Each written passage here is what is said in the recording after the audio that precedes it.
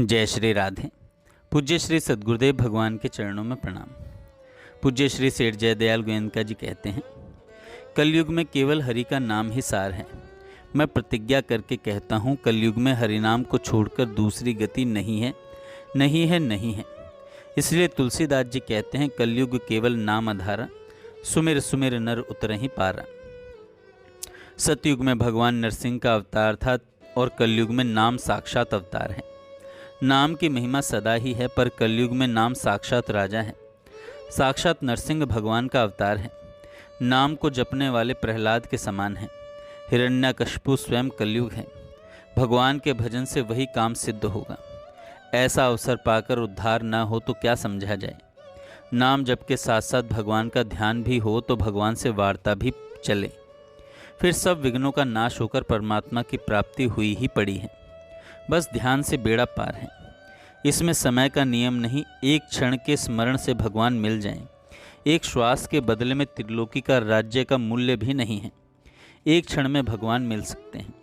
उस समय का मूल्य क्या कहा जाए। शास्त्रों में समय का मूल्य भगवान की प्राप्ति से भी बढ़कर बताया है। वहाँ तक अपनी दृष्टि पहुँचती नहीं। जो रत्न की बिक्री कौड़ियों के बदले करता है, वह समय की कीमत क्या जाने। समय तो रत्न है, कौड़ियों के बदले बेचना यानी भोगों के द्वारा रस लेना ही समय रूपी रत्न को कौड़ियों के बदले बेचना है। मनुष्य को परमात्मा की प्राप्ति एक क्षण में हो सकती है। इससे भी बढ़कर सत्संग की महिमा गाई गई है। सत्संग से एक क्षण में नारद मुनि ने 10,000 की मुक्ति करवा दी।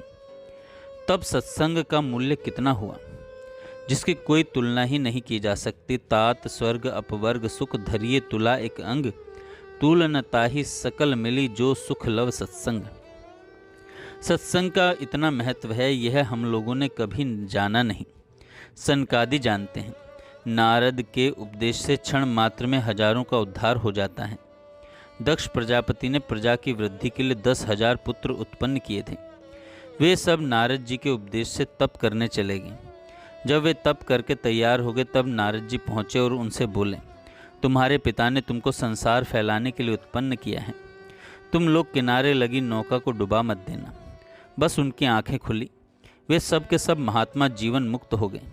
दक्ष ने फिर 10,000 पुत्र उत्पन्न किए। उनकी भी वही दशा हुई। तब नारद जी की ऐसी करतूत देखकर दक्ष ने उनको शाप दिया, हे नारद, तू 2 घड़ी से अधिक कहीं नहीं ठहर सकेगा। नारद जी ने कहा, 2 घड़ी तो बहुत है। 2 घड़ी में तो बहुतों का उद्धार हो सकता है।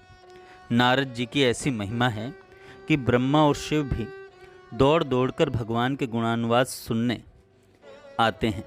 सनकादि तो समाधि छोड़कर सुनते हैं। सत्संग में उस तरह का श्रद्धा और प्रेम हम लोगों का नहीं है।